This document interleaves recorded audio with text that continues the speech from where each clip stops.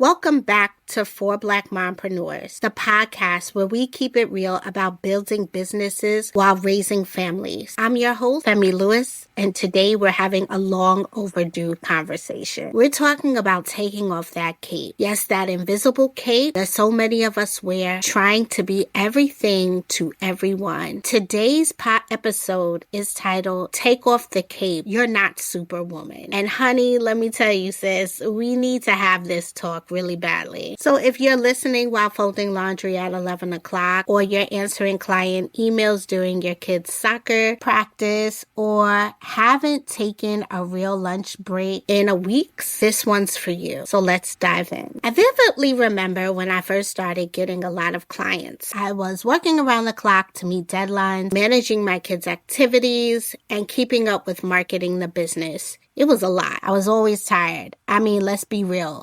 Tired is pretty much synonymous with parenting, especially motherhood. But I really wasn't tired. That's a given, right? I was drained, and I was always taking personal calls and trying to accommodate interested businesses in my services, even in the evenings when I should have been having family time. It was too much. On the outside, I looked like a rock star, maybe even a unicorn, but really on the inside, I was shutting down. I never signed up to be a do-it-all and realized that some changes needed to be made. I see so many women like me doing it all, running on empty, but looking like everything is under control. We're all casualties of Superwoman Syndrome to some extent, that feeling pressured to take on multiple roles in our lives. We appear strong and able to handle it all, but attempting to excel at everything comes at a serious cost. The Superwoman Syndrome shows up in our businesses when we refuse to delegate because no one can do it like we do it, right? That's something I've heard a lot of women say. No one can do it like I can. I just do it myself so that I know it's done right. It shows up at home when we're the default parent for everything, even when our partners are present and fully capable. It shows up when we say yes to every request, every opportunity, every need that comes our way. We become the go-to person for everyone else's problems while our own needs get pushed to the bottom of an ever-growing list. Does any of this sound familiar? Being a superwoman is destructive. Believing that we must excel in every single role in our lives as mothers, partners, entrepreneurs, as daughter, friend, member of our community, without asking for help is really dangerous. Now, I'm not saying don't be successful. I'm not saying anything like that. But I am saying that we are putting unnecessary pressure on ourselves to be in control, to be visible yet invisible, not to show weakness, and to prioritize everyone's needs over our own. There is an invisible labor associated with motherhood, right? It's a mental and emotional work associated with managing a household and business that is never discussed enough. We are carrying the mental load associated with making decisions, planning, and executing tasks, some big, some small, and along the way, we are worried. Are we managing this right? Are we allowing the right people to help us? Are we spending too much money? This isn't sustainable, and it's not serving anyone, not even our families, not our businesses, and certainly not ourselves. For Black women especially, this syndrome carries extra weight. We've inherited generations of strength born from necessity. Our ancestors had to be everything because often they had no choice. You think about the trauma associated with enslavement, not knowing if your family would be near you again, not knowing if you would be sold or anything. So you try to find ways of controlling your life. Think about enduring not just Jim Crow in the South, but the de facto segregation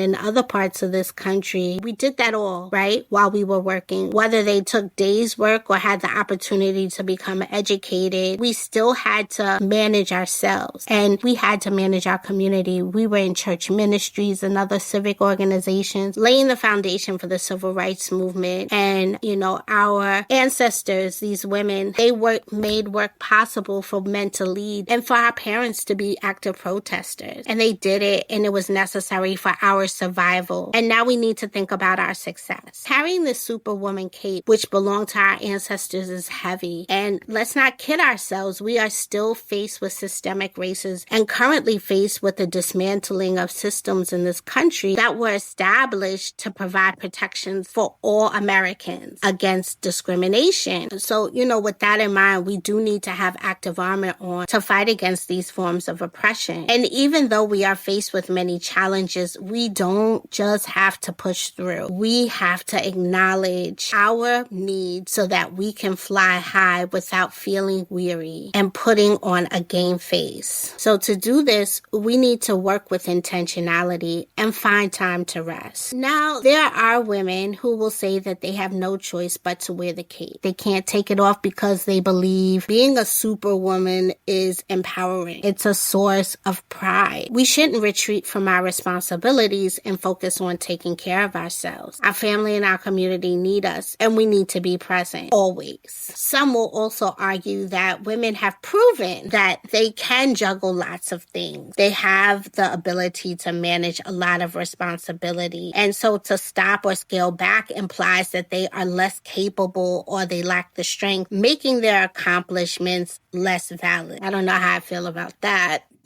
Others will argue that despite the ideal of equality, women still need to handle everything, family and career. There's not enough support available, and stepping back on relying on others won't guarantee the results you want. In particular, they'll argue that men have not stepped up enough, making it impossible to take the cape off. So I clearly don't agree with any of those statements, right? There's a tremendous amount of strength in establishing boundaries and prioritizing your goals and allowing yourself to achieve greatness on your terms. And in the process, we can do those things and be great people to our family and our community and ourselves. When we make the decision to be everything to everyone else, there's a cost, and that cost is higher than we ever realize. When you always need to be on, it leads to burnout, not just the feeling of being tired, but complete physical, emotional, and mental exhaustion. Burnout doesn't just affect us, it impacts our families, our businesses, and communities as well. When we burn out, everyone suffers. But really, we suffer the most. So think about this. The impact on our physical health is one of the most significant costs of wearing this proverbial cape. When we're constantly in superwoman mode, our bodies pay the price. Statistics released by the American Heart Association have found that almost 58% of Black women have high blood pressure, and that's compared to 41% of white and Latina women. And that same organization, American Heart Association, reports that Black women die from high blood pressure related causes at more than double the rate of Latina and white women. So that's scary. Think about leaving your family because you're so stressed out that you've taken a physical impact on your body and you're no longer here to help anyone. Chronic stress leads us to not only have high blood pressure,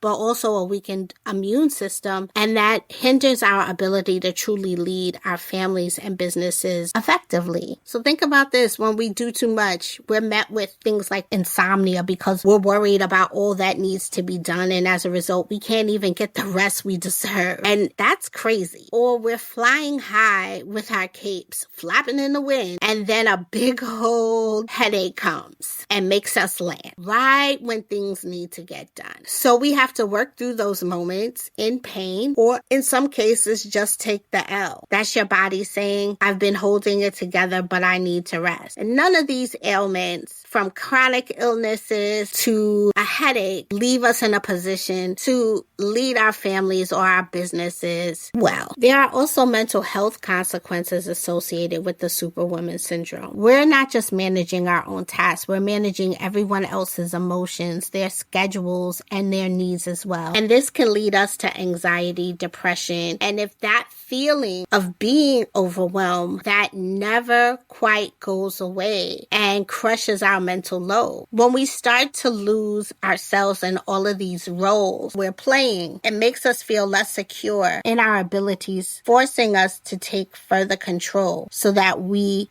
can prove that we have it all together. That's not good. And here's something we don't talk about enough. Trying to be Superwoman damages our relationships. When we do everything, we rob our intimate partners of an opportunity to step up and be present. Our partners were chosen and we should trust them. When we don't allow them to manage responsibilities, it shows that we don't value them enough to handle things to keep our family moving forward. We teach our children that love means sacrificing yourself completely. We do everything for them, but don't give them space to share their ideas or make age-appropriate decisions. This is dangerous. We are creating people who don't know how to take care of themselves, or we are modeling Superwoman Syndrome, leading them, especially our daughters, to believe that they need to do everything to make everyone happy. And honestly, we don't need another generation of people-pleasing women. In our businesses, the Superwoman Syndrome creates bottlenecks. We become the limiting factor in our own growth because we won't delegate, we won't invest in systems, and we won't trust others to help. We're so busy working in our business that we never get to work on our business. All of this leads to resentment towards our family and our community because deep down we're exhausted and angry that no one seems to see how much we're carrying. So what happens when we make the radical decision to take off the cape, when we decide we're not Superwoman? Let me tell you, it is quite liberating, but it is also scary as hell. I realized one day that I was doing the most when it wasn't even necessary. And that's what I say, like, you're doing the most and it's not even necessary. And I realized in that moment that I needed to flip the script on everyone, myself included. I didn't have it all figured out, but here are some ways that have helped me feel just regular mama tired and not completely drained. It helped me go from running around like a crazy woman to making intentional decisions and embracing the idea of relaxation. You know, we just have to get comfortable setting boundaries. I know we always say this, but what does it look like? So for me, it's having uninterrupted work day. I tell my family and friends that even though I work from home, I'm only available in an absolute emergency, meaning like you can't call nobody but Femi at this moment. That means don't call me between the hours of 9 and 2:30 because I'm working. You want to chat about something? Call me at 2:31 because I'm on my way to do afternoon pickups and I can talk to you while I'm driving to get my kids. You have to examine areas of your life that cause you to feel overwhelmed. How do others fit in these spaces? How and when do you need to say no or stop right there? There's nothing wrong with putting people on notice that they can't behave the way they want in your life. And perhaps it might feel a little uncomfortable at first just to say no, but just remember, no is a complete sentence, and put yourself first so that you can show up the way that you need to. It's not selfish to say no and create boundaries if those boundaries are there to protect you and to help push other people forward in your life. And people might initially push back, or they might be disappointed when you set these boundaries. And that too is okay. You change the dynamic so you can change your life. When you take off the cape, you're going to realize that what you can truly handle, right? And that's powerful. When you choose your commitments based on your priorities and values and not on necessarily feeling guilty or obligated. And you'll be coming out on top because you'll be operating from a space of intentionality versus reacting to events, which will help you be purposeful as an entrepreneur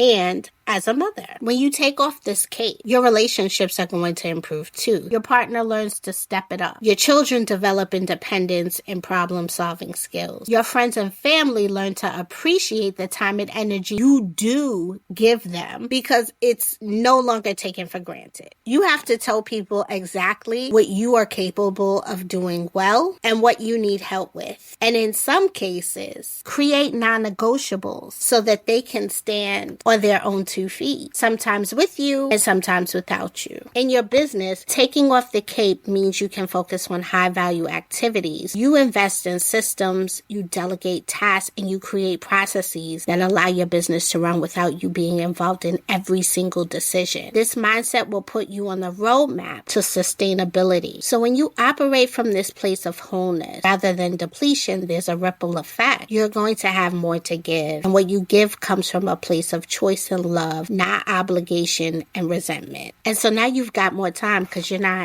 flying around with this cape on all the time. So this ability to reconnect, or even maybe for the first time, connect with yourself is powerful. Without constant pressure to be perfect in every role, you have space to remember who you are outside of what you do for others. You rediscover, or maybe even just discover, your own interests. What are your dreams and your needs? And you get laser focused on fulfilling them while still being an awesome mother and an awesome partner. And let's not forget that you are modeling for your children to make priorities and set healthy boundaries. So for those of us with daughters, we are showing them that their worth is not tied to how much they are sacrificing in others. And for our sons, we are actively showing them to step up to the plate and be a support. All right, so here's the part where I get pretty practical. I love that. I love to give out tips. So how do we take off this cape? I know we've talked about what's going to happen when you do it. So let's talk about how we're going to take off this cape. So here's some concrete strategies. I want you to create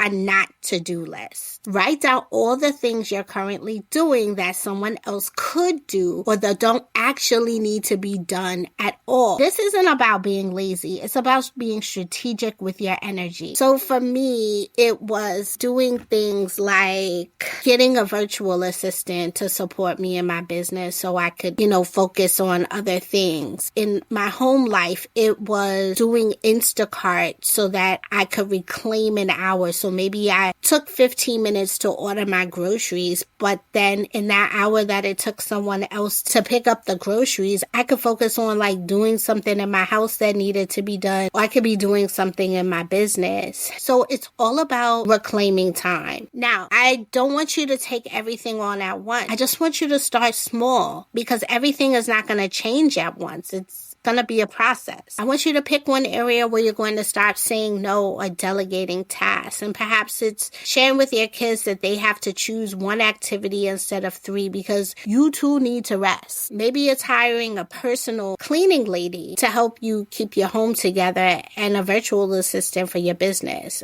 My goal for 2026 is to get a housekeeper. The key is to let go of something that will allow you to reclaim your time. I want you to delegate with trust. When you delegate, resist the urge to micromanage the situation, right? Accept that others might do things differently than you would in terms of their process. That's okay, right? What is their outcome? Is their outcome just okay? Is their outcome fine? If so, then why are you worrying about how they do that? Trust that you have the discernment and insight to make an informed decision about who you delegate a task to in your life. Different doesn't mean wrong. The outcome is most important. Next, I want you to practice the pause. Before saying yes to requests, I want you to practice saying, let me check my schedule, or just give yourself 10 seconds before you respond sometimes. This gives you time to consider whether this commitment aligns with your priorities. And if it's going to be something that sucks your time and makes you feel resentful, or it's going to make you feel fulfilled. I want you to schedule self-care. I want you to put those needs you have on your calendar just like you would any other important appointment. And this isn't selfish. It's a move so that you can take care of yourself. You cannot pour from an empty cup. I had a client who scheduled all of her weekly hair appointments on Wednesday at 10 a.m. so that she could avoid all the chaos and hysteria of being in a black hair salon on a Saturday morning. She used that time to quietly be in the salon, listen to her podcast, or read a book. And the end result, like I said, she avoided the mayhem of a black salon on Saturday. She had her quiet, she got her hair done, and she was able to focus on something she enjoyed. Now, don't get me wrong. I don't want you to think that self-care is just about focusing on beauty. It could be taking a daily walk so that you can recalibrate. It could be reading or listening to a book. It could even be taking time to binge watch your favorite show. I mean, we need downtime. And that too is a form of self-care, just staying in your house. Whatever you need to do to relax, that's what you need for your self-care. Finally, communicate your boundaries clearly. Don't just set boundaries in your head. You need to communicate them clearly to people in your life. So, for instance, I block out business calls from 4 to 6, and that's because my kids are in a lot of activities, and they're typically home around that time to do homework and stuff. And then we go back out. I don't check emails after 7, or I'm not available for work calls on Sunday, or other examples. You don't have to explain yourself. I'm big on that. I said what I said. It's not selfish to create time for yourself so that you can be great in the moments that you are on. If you're not going to be Superwoman, who are you going to be? I know who I am. I'll share this with you. When you take off that cape, you're going to be a woman who's focused on intentionality, who's selective about her projects, and she's always present with joy. Instead of trying to do everything, you are focusing on doing fewer things with excellence. Instead of trying to be everything to everyone, you'll be able to show up for the people and the projects that truly matter to you. And that's golden. You're an entrepreneur who is investing in systems and support that always moves the needle forward. You've got a network of people supporting you, a sitter, a cleaning lady, a virtual assistant, mentors, and of course, your ride or die group of family and friends who understand your vision and are supporting you. But most importantly, you are realizing that you are a whole woman who has needs and dreams and even some limitations. You can model for your children and either other mompreneurs that taking off the cape and creating boundaries is necessary for a fulfilling life and business. Listen, taking off that cape doesn't make you less strong. It makes you wiser. It doesn't make you less caring. It makes you really purposeful about where you direct your energy and your care. Your business needs you to be healthy and focused, not burnt out and scattered. Your family needs you to be present and joyful, not resentful and exhausted. And you deserve to live a life that energizes you rather than depletes you. So I challenge you this week. Identify one area where you're going to take off the cape. I want you to just state right there. See how it feels. And remember, you're not Superwoman, and that's exactly as it should be. Thanks for listening to 4 Black Mompreneurs. If this episode resonated with you, share it with another Black mom who needs to hear this message. And remember, we rise by lifting each other up,